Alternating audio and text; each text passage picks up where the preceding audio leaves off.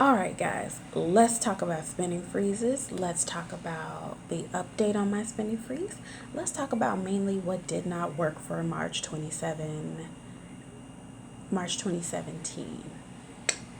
I went on my first spending freeze for 2017 last month, and I had not done a spending freeze since August 2016. So there were a couple months in between.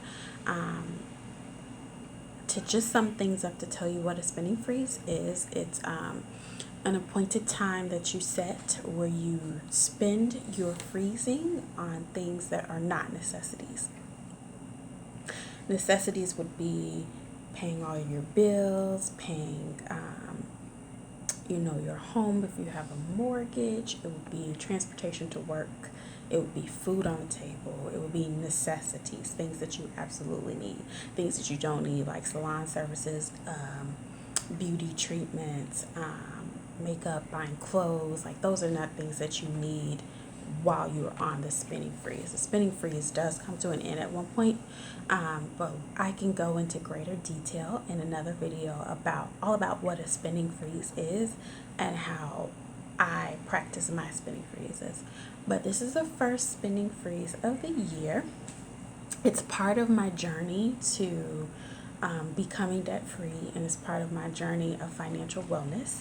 Um, and I'm just basically here to encourage, wealth, generational wealth, and building wealth is so important than the materialistic things, and being out of debt is so much more greater than having new shoes, new bag, new clothes, or all these things that don't matter right now. So here's what didn't work for March. So a little bit of a backstory. My birthday's in February, and I had just come back from a cruise in like the beginning of February, that I went on my vacation. First ever vacation. You can check those videos out, some of them on my channel as well, in a playlist called My First Vacation. So check that out. But I came back off of that in February, and then it was my birthday, and then I had a few work events. So February is already a short month, and it was already packed with lots of fun things. So with traveling and having fun and going out at night, your resistance gets low. I got really, really sick, um, where I had pretty much like a flu pneumonia type thing that led into a couple of weeks into March. So I was very sick when I started my spending freeze, but I knew I wanted to start a spending freeze. I knew that March would be a good month, and in January, I kind of set it out what months I would do my spending freeze. So March is one of them. June, I wanted to do another one. August, um, and October were months that I wanted to do spending freezes. I chose those months because those months don't have holidays in them or a lot of big events in my family. So they're a great way to not have to worry about buying gifts or showing up to someone's party or having to spend money that is not necessary. So that's why I chose those months throughout the year. As you can see, out of 12 months, those are only a few months. So it's not, like I said, spending freezes don't last forever. But this particular month go around, in lieu of me being sick and having to pay for expenses there, and also just poor planning and just being exhausted and not really thinking it through, I kind of winged this spending freeze, but I got through it. My goal was to save between $800 and $1,000. That did not happen. That's the first thing that went wrong. I will say that my savings came out to be about $400. Excuse me, it's late, guys. Way past my bedtime, but I had to make this video so that I can stay consistent for my channel because I love you guys. But that was way below what my target goal was, but I did still get something saved, so I did accomplish something. So for the first spending freeze, here is what went wrong, and here are the categories: groceries, restaurants, mainly fresh produce, salon services, and entertainment. So I did not set any money aside for fresh produce. I actually didn't set any money aside at all. And it was mainly because I was sick. I did not get a chance to go to the bank. I was actually off work for a whole week. And so just recovering from that was just pretty difficult at the beginning of the month. It took me some time to get my footing, but I did not set aside money for fresh produce, which is something that I needed every week because I eat a lot of salad. And so does my mom. Um, I did not have enough lean protein. I had bought some cod and some ground turkey, but beyond that, I did not have any lean proteins to go in my salads or to go with meals or to be able to make meals with. So that was just a mistake because I found myself having to buy fresh lean protein, which costs more money when you don't do it at the beginning of the month and get a 30-day supply.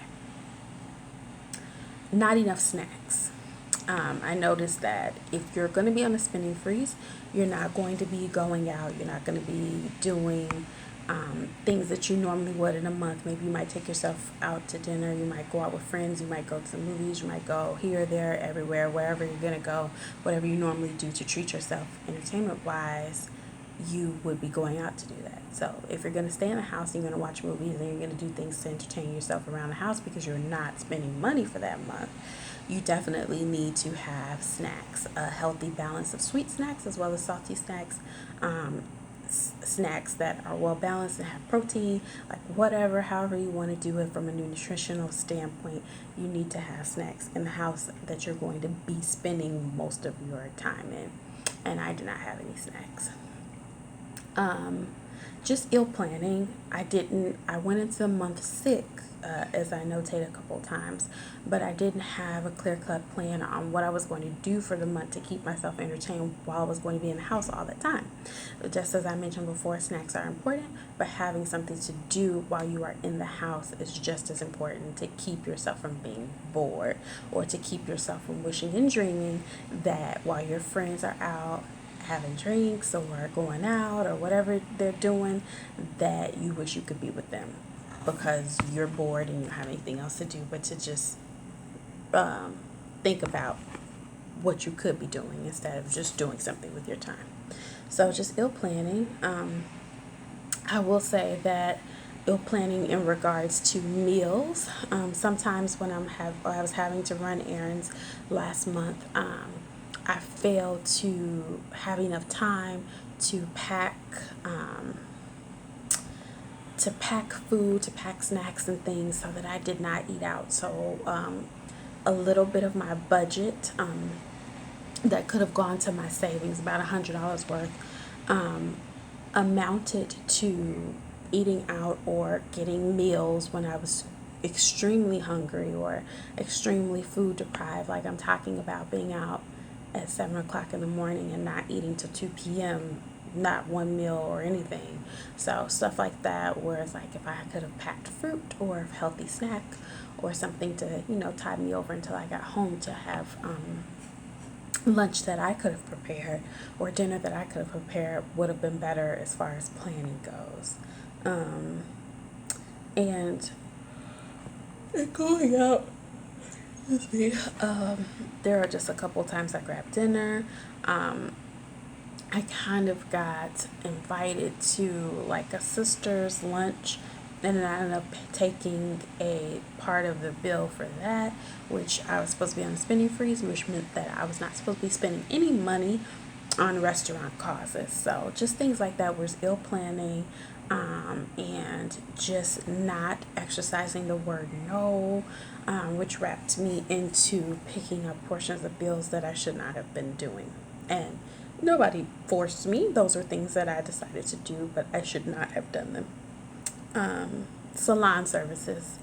Usually, if I'm going on a spending freeze, the end of the month before I go on the spending freeze, I'll get my salon services done. Like if I want my hair done, I'll do that. If I want, to do a manicure, pedicure, or no chip, or whatever I'm gonna do for salon beauty services, I usually would take care of that the second or the last week of the month before I started spending freeze, and I did not do that. So it got to a point where the services had to be done for me to look presentable in the public. So that was money that could have also gone into my savings that went onto my hair. And for us brown girls, salon services are expensive. You could start your salon services at $45. You can come out of the salon services paying $500, depending on what you're gonna get. I definitely did not have anything that amounted to $500, but I did have some expenses there, nice chunks of money that could have gone to my savings. And then entertainment, I think, like I said, exercising that word no and sticking clear to this is my spending freeze, this is what I want to do, this is my goal, and sticking to that is super, super important, because I did get invited out by a friend and I did not want to say no. And so I ended up going to the movies. I didn't spend a ton of money, but like I said, that's all money that could have gone to my savings account, which would have pushed me closer to my goal versus on the lower end of making barely half of my goal for savings. So those are just some things, some mistakes, and some things that went wrong during my spending freeze. What did go right was that I did save some money. What did go right is that I learned from it. And what did go right is that I'm human and I know how to tweak it for next time. So all did not go wrong, but here are some mistakes that I made that you could avoid. So if you're thinking about going on a spending freeze, please comment below. Let me know what you're thinking. I'd love to make more videos about spending freezes. I do believe that financial wellness is important, starting from age as early as you can, but especially age 18 and up, to really think about your finances, especially if you're going to be working full-time at any point. Even if you start full-time to be a student and then get your degree, finances should always be at the forefront of your mind. If you are not pursuing to be debt-free or to stay debt-free, then you need to change your mindset. So that's just some food for thought. Thank you for joining me on my channel. If you've been rocking with me for a long time, I appreciate you. If you're a newbie, welcome to my channel. I hope that you'll subscribe and stick around for new notifications. And I will talk to you all later, more sooner rather than later. And I always say that, but this is something that I am really trying this year, is to just be obedient as God leads me to make these videos that are informative to you all. And as I'm led, I will make videos. All right, I love you guys. I'm always praying for you. I'm always praying that you're good stewards and great managers over the money that God gives you. And I want to wish you peace and joy from above. And have a good night. Bye-bye.